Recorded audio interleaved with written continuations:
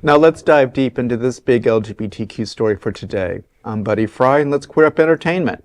Stephen Colbert is out with CBS, but is out in the best way for LGBTQ.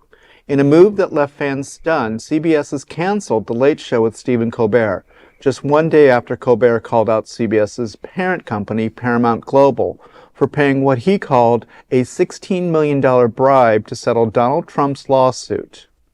The lawsuit, which accused 60 Minutes of deceptively editing a 2024 interview with then Vice President Kamala Harris, was widely dismissed as by legal experts as baseless.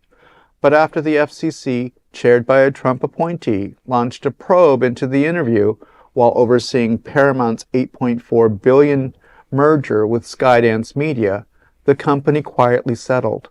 Colbert didn't hold back, and CBS pulled the plug, claiming the decision was purely financial, even though The Late Show remains the highest-rated late-night program. The show will end in May 2026, but while Colbert may be out at CBS, he's been out in the best way for the LGBTQ community since day one. The LGBTQ Alley, as far back as 2014, skewered then Wisconsin Governor Scott Walker for opposing same-sex marriage. That same year, he spotlighted the legal powerhouses Ted Olson and David Boies, who helped defeat California Prop 8. In 2016, Colbert called out lawmakers for their obsession with trans bathroom bans, branding them the real weirdos. His pointed satire landed at a time when anti-trans bills were just gaining steam, bills that now exist in 19 states. In 2017, he mocked Vladimir Putin's censorship laws by portraying him as a shirtless gay clown singing RuPaul's Supermodel. Then in 2021, Pete Buttigieg used Colbert's platform to call out attacks on trans youth. And just last year, Stephen mocked Mark Robinson for referring to himself as a black Nazi on an adult forum, joking that, quote, Donald Trump might say he's a very fine person, but would not rent an apartment to him. Colbert's joke referred Trump's 2017, quote, very fine people comment about the Charlottesville white supremacist rally and the 1973 housing discrimination suit against him and his company. Stephen Colbert's show may be ending, but his legacy as a sharp, fearless queer ally lives on. It's tough.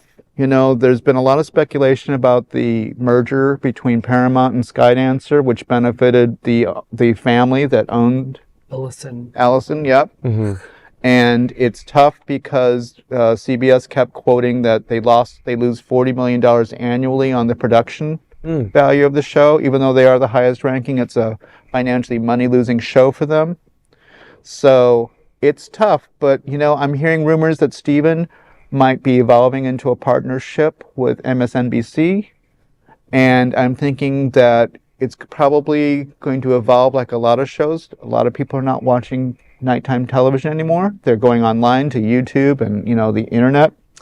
So maybe there's an opportunity. Yeah. There's an opportunity for him to grow an audience streaming, and I think he'll have an instant audience. I would be remorse to think that he doesn't already have 5 or 6 different offers from Netflix or Peacock or Tubi or whatever they all are. You know, I just think it sucks, and that's the only word that I can think of, because it sucks that this man-child is getting his way, essentially. It just feels like it starts at the top, obviously, you know, then trickles down the dirt water drain, hits a few stops on the way to where it needs to go, and it's just dirty.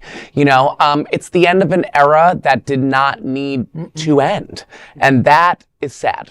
There was a whole, there have been 4 or 5 other late night hosts who have stood in solidarity with Stephen.